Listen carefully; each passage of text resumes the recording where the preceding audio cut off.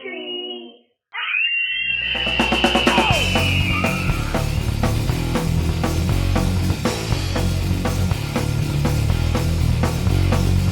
All Hallows Eve now, the trick or the treat. The kids all think that it's pretty neat. I'm a ghoul and I'm a killer and I'm a fiend. And I just love to make them scream. White face mask and a butcher knife. Catatonic, take her alive. There's no mind, no spirit, and there's no soul. My heart is frozen so cold. Oh, way. Gonna kill and maim today. Oh, way. Don't step in my way. Hello and welcome back to another episode of Reanimated. I am Vlad St. Valentine, and with me is my horror host, Mr. Caidan Ramos. How's it going? So how you been, man? I've been good.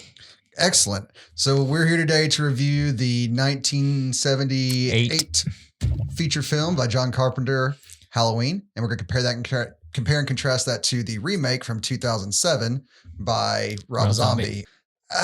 Starting off, man, I was not real thrilled about having to watch the Rob Zombie movie again, not going to lie. I'd seen it once, and that was like making me go back and watch Jason X. It wasn't that bad. I'm being unfair, but It's two different movies rolled into one, and it's obviously he wanted to do one movie more than the other. the Rob Zombie one, you mean? Yeah. I know that I guess in due time we'll get to what you want to get to. I'll let you lead the party here, but there was way too much time spent. My biggest beef with the movie will be, and what we'll go over the most again, is the biggest time spent was exploring Mike Myers as a child and gaining sympathy for him from his condition and where he was, which was completely missing the point of what John Carpenter intended. Oh, yeah, of course. John Carpenter wanted a character that you could not relate with in any way. And Rob Zombie spends, well, how many minutes till we get to be the adult? 38 minutes until we get past Kid Michael. The first 40 minutes of this movie are the childhood of Michael Myers, seeing him talk, having be a normal kid for at least a little while, none of which makes me scared of Mike Myers, the monster, and I think completely dispels a lot of the mystery. Oh, yeah, of course. He's not just the terrorizing force of evil. I think when we compare and contrast these two movies, ultimately the word that comes to mind when it comes to the Rob Zombie movie is gratuitous. Yes. In everything. The murders are overly long. The nudity is overly is over the top. The cussing, just within the first 5 minutes of that movie, the nonstop just verbal barrage. And I'm someone who likes to cuss, but it was too much. Like it was just, I know he likes the gritty, dirty grindhouse stuff, but man, this was, I don't know, man, I felt dirty. The whole thing feels like it has grime on it. The whole movie feels like it has grime on it. The whole movie feels like Zombie's hair. Yeah, that's all of his movies, though. All of his movies are like that. I guess, fair enough. Like that's his style, and it's which felt right in House of a Thousand Corpses and Devil's Rejects. Oh yeah, of course, it yeah. Felt, in movies work differently. All of his original stuff, it works great, but when he was trying to remake this, it fell flat. No, it was the wrong place for his style. And I mean, there was like some of the musical choices starting off and again, I'm not being fair to it. I was telling Mac as we were watching, I was like, had this been called Spooky, Scary Killer Guy in a Pumpkin Mask Kills People or something, a Rob Zombie original, where, the giant freak in the psych ward and just keep that pumpkin mask and the long hair on him, that's a scary look by itself. That was a clever enough looking I like that look by itself to be its own thing. Yeah. You call it that and you say it's an homage or it's a slasher movie in the tradition of Jason and Mike Myers. You can have that whole backstory where you get some sympathy for the monster, all that crap. The Rob Zombie flick would have been a great flick, or would have been a pretty good, Rob Zombie movie had it not been a Halloween flick. Yeah, I agree. So I guess we should start with the first movie, right? Yeah. So opening up the first movie, that POV shot that took him 2 or 3 days to shoot, and then going immediately into we only reveal Mike Myers and we only get him as a kid for a split second, and he doesn't say a word. And again, this is the first time in any movies where Mike Myers has said anything, which I didn't really care for. Rob Zombie took 40 minutes to do what the original movie did in 2 minutes. Yeah.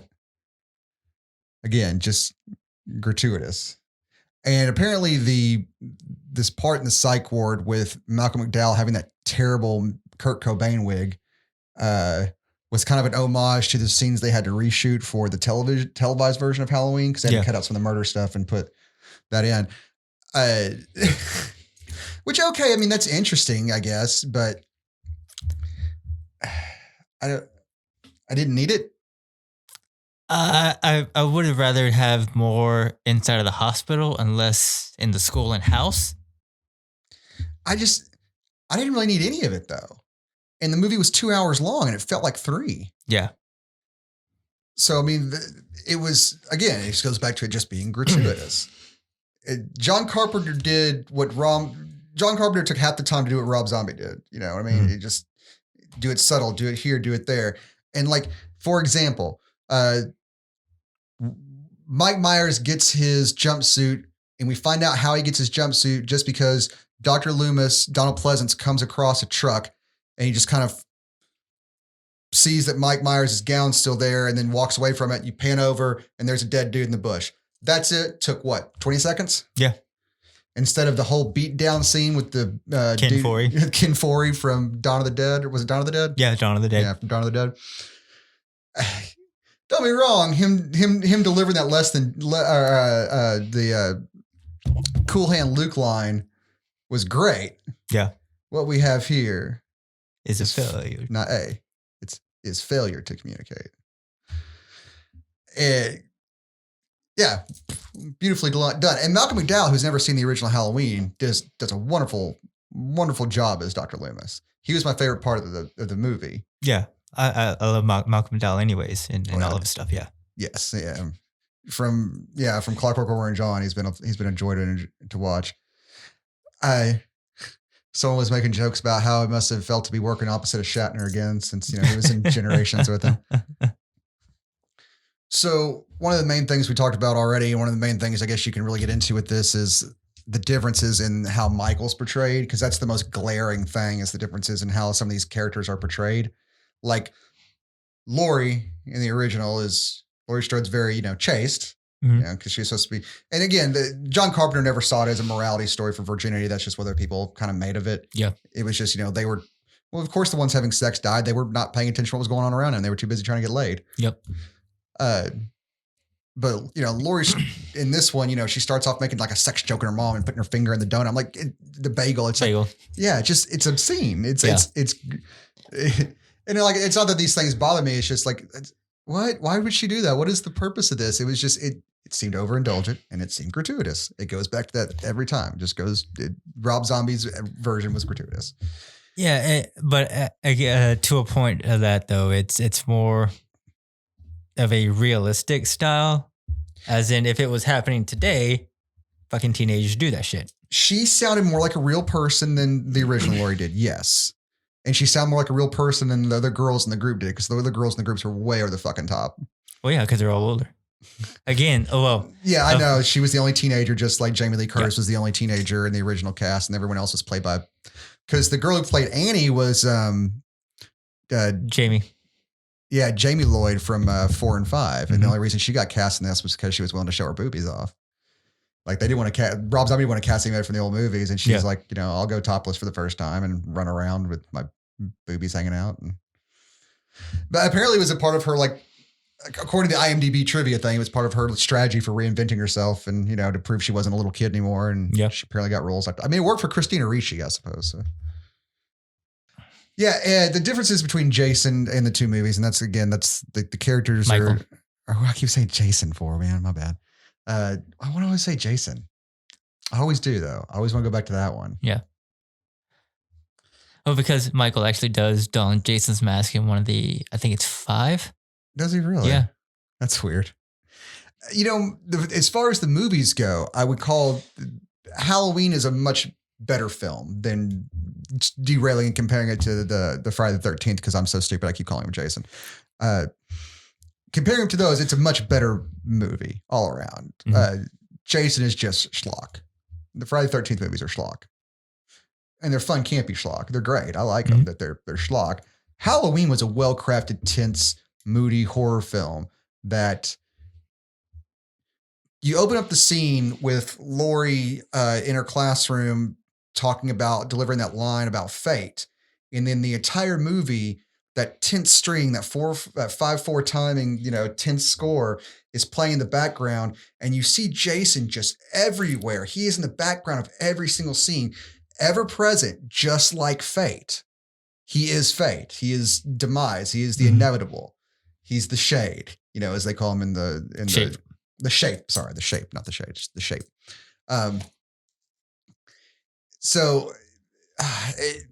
Having him be this ominous presence that is fate hanging over them and not knowing much about him. He never says a word. We don't know what his motivations are.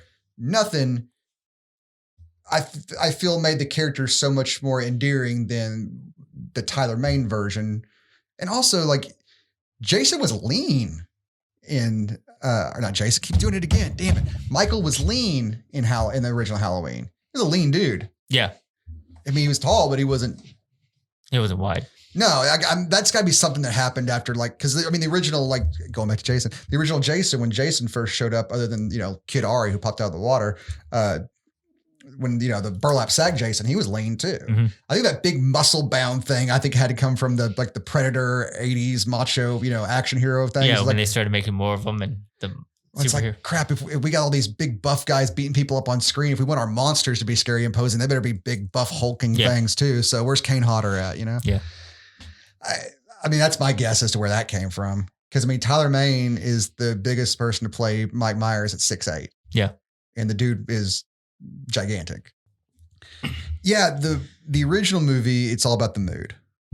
And that mood is tense, and he makes the daytime in the suburbs tense by having Michael lurking around, driving the car, lurking around bushes. It makes you feel like the spot, especially in the 70s, that everyone felt the safest, the daylight in the suburbs. Kids are just walking around willy-nilly. Yeah. That was one of the things about this movie too. He kills off the parents in Halloween, Laurie's adopted parents. Mm-hmm. Spoilers here. In the first movie, we don't see the dad but once. We don't see Michael's parents, but for a split second when they take his mask off and they find him, they were a nice, well-to-do couple, which makes him even more terrifying because he didn't come from some broken, fucked up home with Sherry Moon as a mom. Yeah. But you only get to see them for a split second, and then you only get to see Laurie's dad when he's take the keys by the old Myers place, and that's it. Only time you see him, right? Yep. So that feeling that the kids are on their own is much more present, I feel, in the original, because you don't even know where the authority figures are. Yeah. You got the cop dad, and he's hanging out with Loomis, but that's it. They keep missing the teens, so the little bit of authority that's there doesn't know what to do. They're scrambling just to try and, make sure they can protect somebody, but they don't know where to go. They don't know what to do about it. Well, Loomis knows, but he's just like, all right, I'm going to hang out at the house. Well, he knows that Michael's back, but they don't know where in the town he is because obviously he's not there. That's just the best idea he's got. He's got to come back here eventually, Yeah. But it's a move out of desperation, which is why he's so antsy. In the remake, you got the parents going in and being killed, which again does isolate her from that, but there's still a presence there. Yeah. There's still a presence in the movie. There's a lot of time between the mom and her. And there was a nice scene where they actually made it look like the original movie for a second, where she's walking down the street in the daylight in the tense street. Because each time he used the original score, I don't think he used it quite right. No. The first time it appeared when the kid gets up and goes and runs and gets the mask after his mom's in the principal's office was totally out of place. Because that score is meant to build the tension in the mood as we're getting to something he's going to, which, he did go kill someone after that, but it wasn't tense. It was, it might have well been something from a 90s angsty rock music video of some kid snapping, the extreme version of Jeremy or some shit. Yeah, you could have thrown in any kind of Rob Zombie song on that. So opening with the Kiss song and was too much, man. I don't. You open as soon as they opened up with a guitar lick. I was like, tension diffused, and it stayed diffused the entire time. There was no mood, there was no tension, and that's so much what was the original movie was about. There just was none of that in the Rob Zombie version. Cool visuals and stuff. I would have gone and had a great time having a fun 80s popcorn slasher movie. Again, if it had just been a Rob Zombie slasher flick. Yeah. Rob Zombie does a slasher film in the style of the 80s where he puts a little bit of his extreme over the topness on it. The same way he did the Grindhouse 70s stuff. He just steps himself up a decade. He's like, all right, now I'm going to pay homage to these things. Mm-hmm. Could have been great. You just turn it up to 11 and you don't have to worry about, pissing anybody off because you're not worried about any sort of legacy. Yeah. And you run with it. But this, it was like, we're going to crank it up Rob Zombie style. And it just didn't work. Well, like I said, it felt like two different movies. And when he originally pitched it to Dimension, he pitched two movies. He wanted to do a prequel to Halloween, Michael Myers leading up to everything, which is what we got in the first half, in the first 40 minutes. And I thought that was shot well. The latter half was the remake, which was the second movie he wanted to shoot. And that felt rushed and just crammed together like he was doing it to make the Dimension happy. So you liked the first 40 minutes as a kid? I enjoyed, as far as him being a kid, I enjoyed more inside of the hospital than the outside. Like I said, I wish there had been more of the hospital scene, him going and checking in throughout the 15 years. Mm-hmm. And just like having that, maybe the opening breakfast scene with Michael as a kid. And then, or flashing back to that kind of stuff during the hospitals. I just feel like the less is more when it comes to Michael and his childhood. You know what I mean? I think that if they had taken just the scenes of the clips of Michael that were done like on film with Loomis's voiceover, that would have been enough for me. The degradation of that mind and how he was less and less and he was recessing in on himself. Yeah. That's even like, I don't want to. Rob Zombies is a movie about mental health and the abuse of a kid into the point where it becomes something beyond, like almost no longer human. And it was a factor of not only biological stuff, as Loomis says, but also, external factors, internal and external factors. The original Halloween is just about pure fucking evil. He's pure fucking evil. Because John Carpenter went and visited his psych ward when he was younger and said he saw a kid there who had that same look and it just scared the shit out of him. And he wanted something that you couldn't relate to that was just malignant inside. Yeah, it was just a force. Now, I mean, that's why when they took the face off, it was just the regular actor. Everyone said it's grotesque. So it was just the regular actor with a puffy eye because he got poked in the eye with the coat hanger. Yeah. But it was just the regular. Matter of fact, it wasn't even the regular actor. They got a different guy because he looked more angelic in the face because he wanted the juxtaposition of the deeds with the face, which, I think also works well to it. It definitely plays well to it. We don't ever see Tyler Maines as beautiful guy, but he was pretty as Sabretooth. He wasn't a bad looking dude. No. He looks more like, Bull from Night Court nowadays, but see, like, give me an example here. These are my notes for the Halloween 1978 right here, right? This is the Rob Zombie remake.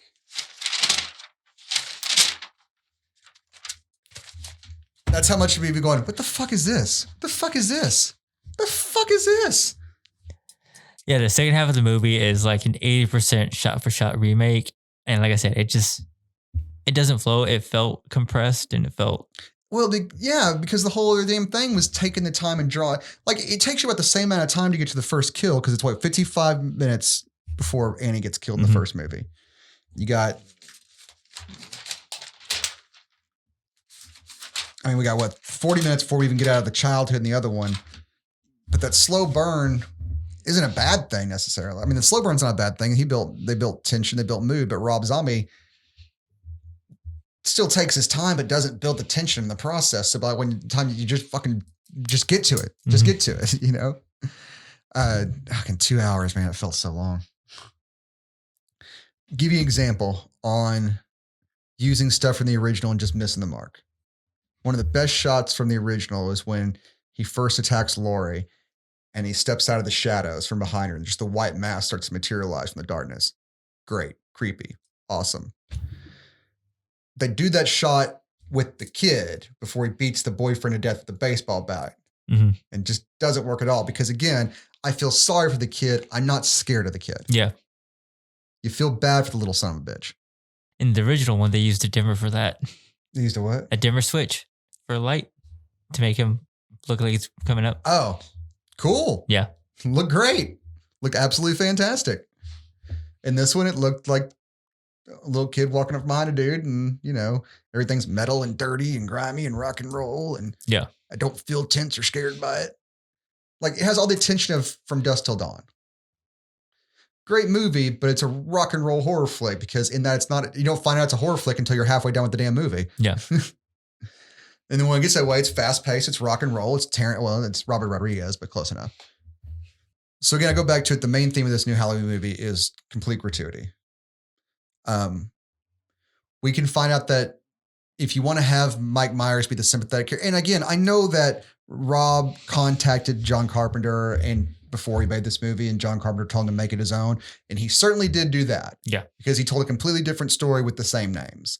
And on that note, that's why I'm saying if you didn't call it a Halloween and we weren't comparing it to the other one and the intent of the other one, there would be nothing really to complain about. You know what I'm saying? So it's not that Rob Zombie made a terrible movie here. He just made one that seemed overindulgent, especially when it comes to being part of this franchise or being a reboot for this franchise. Because this was the original Halloween was, you know, like a fine chisel. This is just a sledgehammer. Yeah, I mean, everybody who worked on the original one said that Carpenter took his time and made sure everything was perfect. I don't think many people are going to argue over who's a better filmmaker, John Carpenter or Rob Zombie. But then again, man, I take that back because if you compared House with 1,000 Corpses with John Carpenter's Vampires, I'm going to guess House with 1,000 Corpses coming out on top on that one. Yeah, Vampires kind of. I mean, it's a guilty pleasure of mine, but it's not a good movie. Not in the least, no. But I do love it seeing James Woods ask a priest if he's got a heart on after getting his ass kicked. Give you a chub there, priest? Did you notice the drunk dad who was with the sheriff from Devil's Rejects, right? Yeah, William Forsythe. He was watching White Zombie. Yeah. There's actually a lot of callbacks to Rob Zombie's past and scenes to the old movie as well. They also do The Thing that came from beyond is on the screens at one point in time. Plan 9 from Outer Space. The Thing from that was on the John Carpenter version, though, wasn't it? Went on the background during the John Carpenter movie, not the Rob Zombie movie. It was in both of them. Oh, was it in both Yeah, of them? it was in both of them. I didn't notice it in the Rob Zombie movie. But yeah, I didn't like Rob Zombie's music selection in the movie. I didn't really care for because I think I felt it diffused the tension. And again, something people pointed out before, I think even the Red Letter Media guys had said it once, that Halloween's almost a proto slasher in that it was much more about the mood and the tension as opposed to what the slasher film became about. Yeah. So it's got a little more cerebralness to it than that. Cause I mean, it is that looming threat, the shade, the fate looming over you, always there, making every bit of your day tense because death is following you. This malignant, unreasonable,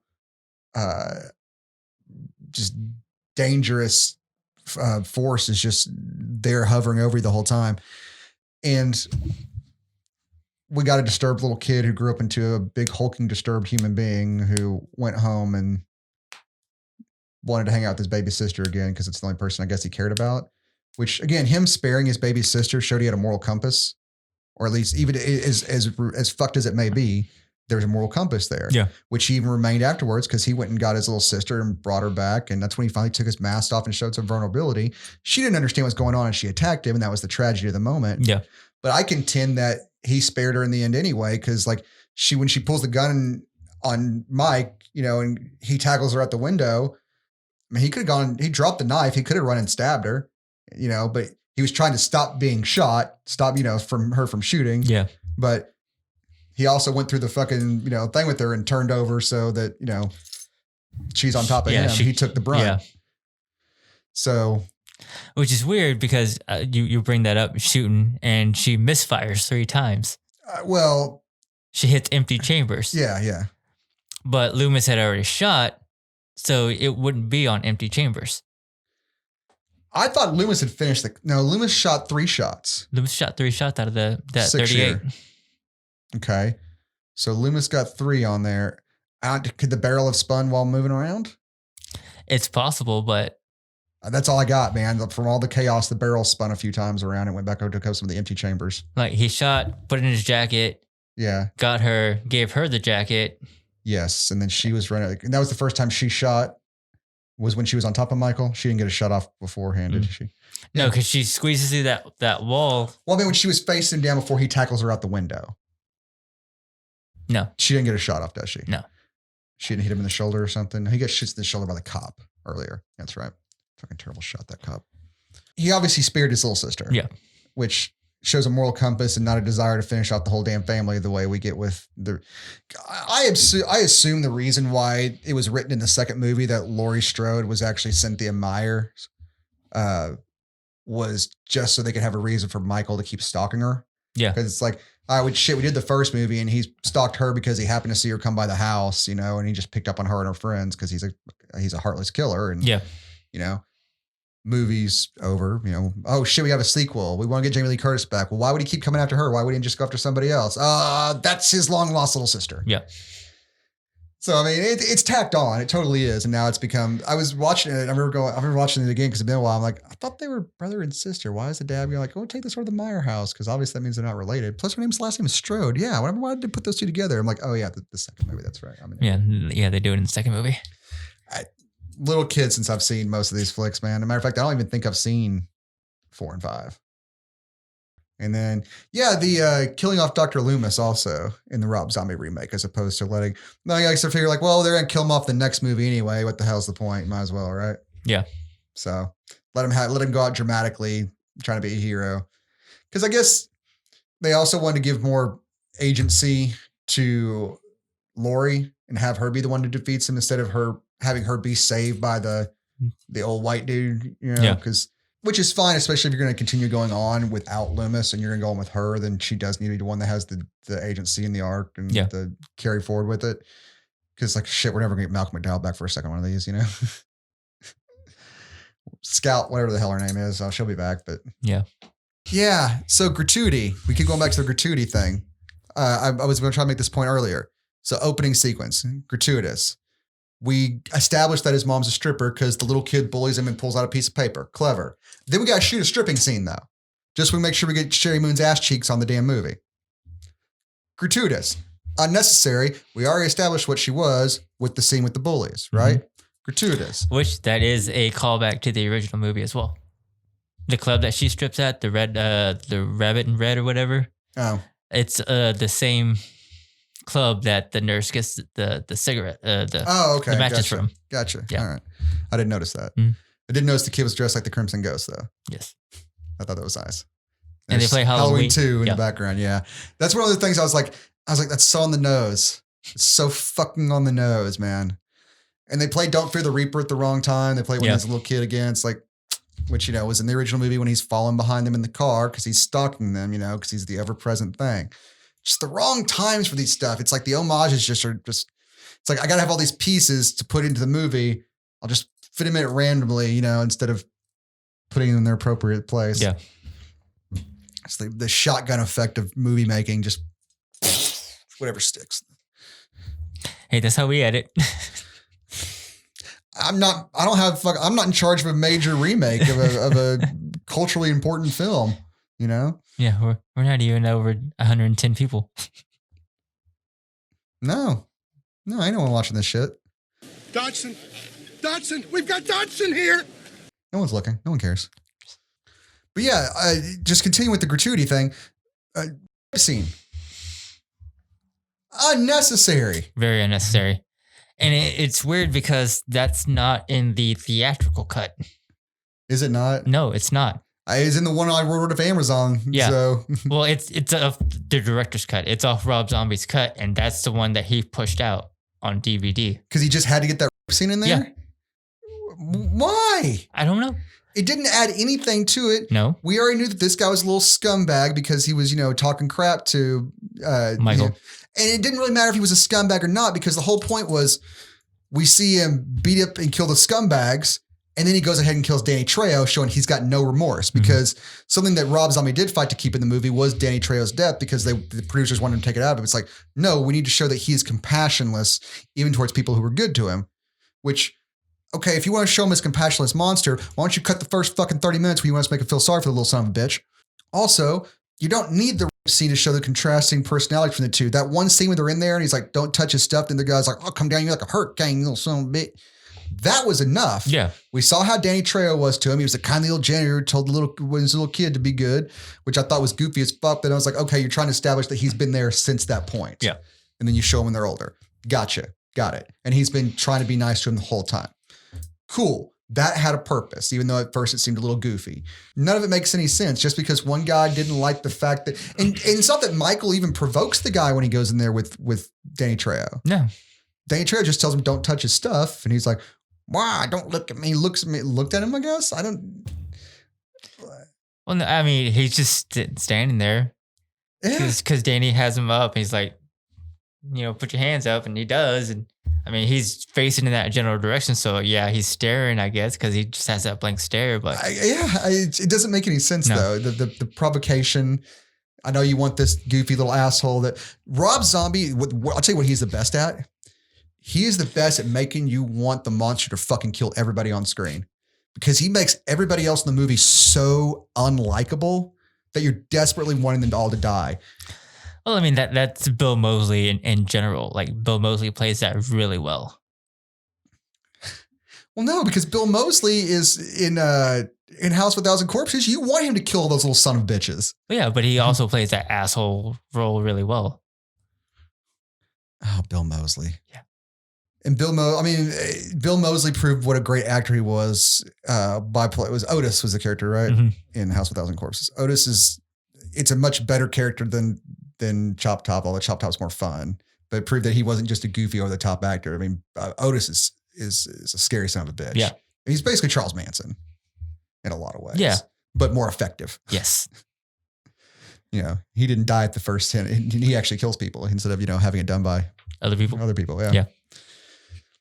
Oh, we got the Sid Haig cameo playing the Gravedigger. Rob Zombie is just the next generation Tim Burton. His wife and okay, but Johnny instead of German expressionism, it's 70s grindhouse. Yeah. Okay. That's fair enough. So yeah, let's talk about that first kill. The iconic stabbing the I don't remember the boy's name, but Paul. Linda and Paul. Yep. Really? No. It's Bob. I'm gonna say Paul and Linda. Are you fucking kidding me? It's Annie and Paul, and then Linda and Bob. Okay. I'm gonna say Paul and Linda McCartney. That's just all right. So Bob being pinned to the wall. They do the wide shot with Tyler Maines holding him up, which, by the way, it is much more believable that Tyler Maines can lift a guy up by his throat than the scrawny original Nick Castle. Yeah, but he does lift him up, and then they show the stab in, and the blade goes that far in. I'm like, they didn't go through his body, let alone pin him, and then they go through the pin shot. It's like maybe you could have shot that differently to where it looked like the knife went all the way through the body in that first initial poke or something. I thought it was poorly shot, but it pretty much shot for shot up until the beer part, where he actually gives her the beer and she turns around. And I did like it better that he choked her with his hand as opposed to the telephone cord, which I thought looked really fucking goofy. Yeah. Plus, he couldn't do that anyway because we don't have telephone cords. But not modern times now. Going back to the gratuity, in this one, Linda had to be completely naked instead of just topless. Because the original, she's like what you see, quick glimpse, then the camera pans back up, but you don't see no more titties really, right? Yeah. In this one, it's like, you like them? Let me get up and just be completely butt naked, have an ass shot, have a full V shot. And then when she gets choked out and falls on the ground, she falls down so her ass and baby cannon, that camera's just going right up the fucking baby cannon. You get full, normally when you see full frontal on women in movies, you don't actually see any slit. You just see hair and a little bit. In this fucking, Ken Forey's sitting there reading the swank and you just get gratuitous vagina there. And then when the girl falls down, Linda falls down dead. And there's enough shadow to where you can't like see it unless you're really staring, but that camera angle is just right up the fucking hoo-ha. Like gratuitous. So going towards the end of the film here, we had the same beats for the first two deaths with Bob and Linda, but the other ones were different. And the ending sequence was in the Meyer house, and we didn't get the famous closet scene with that slatted, ugly ass closet and the poke in the eye with the thing. Instead, you got her in the crawl space, kind of, I guess was the equivalent to that. And then they kind of swerved us because when we thought we was going to see with him stabbing through and busting through the crawl space at her, she'd already gotten out of it. So it's like, I know you want this scene, but not here. Yeah, no, not getting it. Not getting it. Whatever. It was iconic. It's probably one of the most iconic scenes from the film, other than the impaling. The impaling on the door. The impaling on the door and Lori in the closet with Michael, or / him sitting up behind her after the closet scene, are probably the most iconic shots from the movie. And we did not get them. We got the pinning, which I felt was shot a little wonky, and that was it. So we're talking about comparing iconic scenes and stuff. Again, the John Carpenter film had those iconic. It's hard when you compare iconic scenes. It's really hard to do it because as the person remaking the film, you don't necessarily want to redo those scenes because they are so iconic. But at the same time, you'd feel remiss if you didn't do them because they're so iconic. Yeah. So it's one of those like, all right, well, the closet's not as important as the guy getting pinned to the wall. I've at least got to do the guy getting pinned to the wall. That's the most important thing. All right. And he did the hiding thing in his own way. Instead of a closet, it was a crawl space. Yeah, it works. So nothing to complain about, really. It's just, again, that's one of the most iconic scenes. And Jason's much less vulnerable in the Rob Zombie movie because we've already moved on to, I keep saying Jason, fuck. Mike Myers is way less vulnerable in this than he is in the original, which is all slasher movies. As the sequels go on, the characters become less and less vulnerable and more indestructible. Mm-hmm. And with that mythos already existing, Mike Myers in this pretty much just starts out where he had been as far unkillable. They let him keep his XP from the original series when they carried over to this new campaign. Yeah. So that was good of him, He didn't start over from New Game Plus. Yeah, he didn't have to roll a new character or anything. I guess in closing on this, I don't care that Loomis really died and that Lori got to be the one who kills Michael. Of course, not there's a sequel, but you know what I mean. That's fine. We don't really need Loomis to carry on. The only thing that disappointed me is I just like Malcolm McDowell so much. I would have liked to have seen him keep playing the character some more. That's just me being selfish. The story, it still worked in the story just fine. It didn't have to stick to the guns as the original one did. The size of Tyler Mane, I know we talked about that a little bit. Ultimately, is fine because we come to expect that from the large slasher monsters. We expect them to be huge hulking figures, even though the original Jason and the original Michael were both tall and lean. Type got almost beanpole-y. Yeah, lanky. Which worked for a certain style and look. It made him look almost otherworldly with the longer limbs and stuff. Yeah. It's creepy. Freddie was the only one who came out unscathed because you couldn't replace Robert Englund because so much of that personality and face was tied in. You couldn't have anybody else play him, so they didn't have they couldn't get bigger with Robert Englund, have a bigger, more massive hulking Freddy, because I don't dislike, again, I don't think that Tyler Mane's performance was bad as Mike. I think it would have been better as just a different hulking, brooding character altogether. Mm-hmm. So you wouldn't invite the comparisons. Rob Zombie's, slasher film with pumpkin face would have been a better movie with the same basic beats. Yeah, this would have been a better Rawhead Rex remake than it would a Jason one. Mm. Or not fucking Jason, fucking Mike Myers. Damn it. I keep doing that. Why do I keep doing that? It's because that and ultimately is a slasher horror movie monster, even though, like I was saying earlier, Halloween's a better movie than Friday the 13th. Jason's a more iconic character than Mike is. Plus you say Michael and it could be anybody. You got to say Michael Myers and you say Jason, everyone knows exactly what you're fucking talking about. It's just easier. Spit that out. Yeah. Yeah. In summation. All right. I know I complained a lot about it and that's only because of, again, the comparisons. Had Rob Zombie's movie been the original Halloween movie, I don't think it would have had any staying power, but I don't think we would have had as much to complain about. Yeah. would have been like, okay, there was a cool summer or Halloween type flick, just right up there with, I guess, everything Blumhouse has put out. Yeah. Just It's right in that wheelhouse era. yeah. And again, that's when it was around the same time they were remaking the Leatherface movies too, Texas Chainsaw Massacre and stuff, which I kind of liked. I liked the one with our Lee Ermey in it. I thought that one was pretty good actually, and Jessica Biel. Yeah, nothing to do with her running around in a wet tank top the entire time. I think that was in like 2005 or something like that. That one was better. Yeah. This was just again gratuitous, over the top in the wrong places. The homages of the music were in the wrong places. Now, Rob Zombie's little, Easter eggs and subtle nods to his own past or to other horror movie greats are all good and clever when you see him. They're like, you go, oh, yeah, hey, look, check that out. That's fine. That's something that Rob Zombie's good at, and he's really good at making you hate everyone who gets slashed up. But I think ultimately where it misses the mark for me is in ultimately what this story is about compared to the original. And that is evil versus the making of a psychopath. And I'm not saying that Rob Zombie is wrong for doing it this way because he made it his own in doing this. I'm just saying, as far as the story goes and which monster I want to see continue to go on, or which one I'm more interested in, or which one I'm more scared of, the big hulking, brooding, tormented child who just was fucked up and just needs to be in a psychiatric got dealt ward. a bad hand and just couldn't get out of it. And now he's a giant, looming psychopath who needs to be locked up for his safety and everyone else's, is less terrifying to me than this creature that may have been born of a human mother and father, but whatever's inside there is probably not human. No. It's devoid of life, love, happiness. Like the lines that Malcolm McDowell delivers have the perfect gravitas, but it's not reflecting that little blonde kid's performance.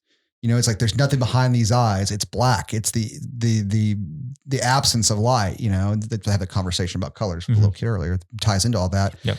That kid's got piercing blue eyes. I know he doesn't mean literally. The blackness isn't literal, but Jason in the movies had black eyes. That was kind of one part of his thing. He was shark eyes, monster, soulless. There's a way you can convey that through your eyes, and the kid didn't do it. He's a kid. Yeah. But you spent too much time with the kid anyway. When you had the mask on him, he was a little bit better, but the little cherubim face, and you have him talking back and forth and being kind of sweet and sparing his little sister, then coming back and trying to, take her back to the family again, and had that moment of vulnerability where he takes his mask off. Gives her the picture. Yeah, it's the vulnerability, the humanity, which is all fine for Rob Zombie's version. And I'm not saying they don't work and that what he was trying to do, he does effectively in making you care for the character. What I'm saying is comparing that to what John Carpenter's intention for the character was, I prefer John Carpenter's vision for the character.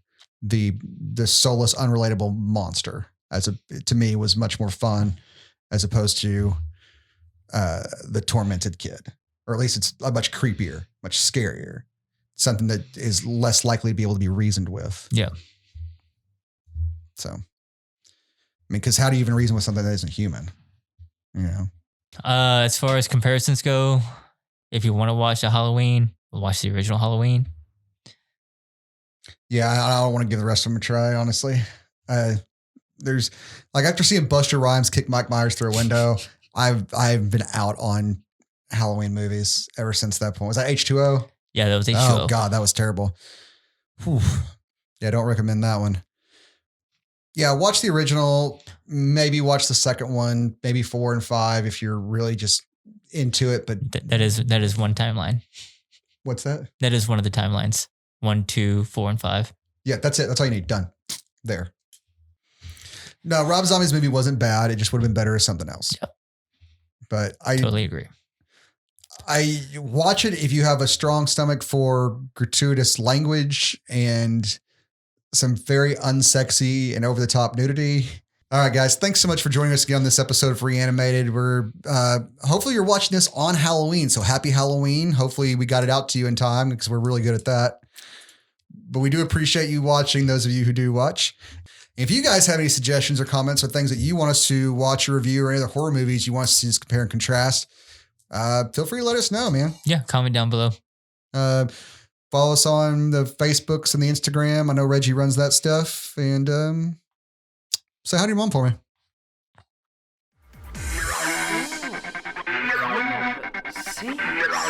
time.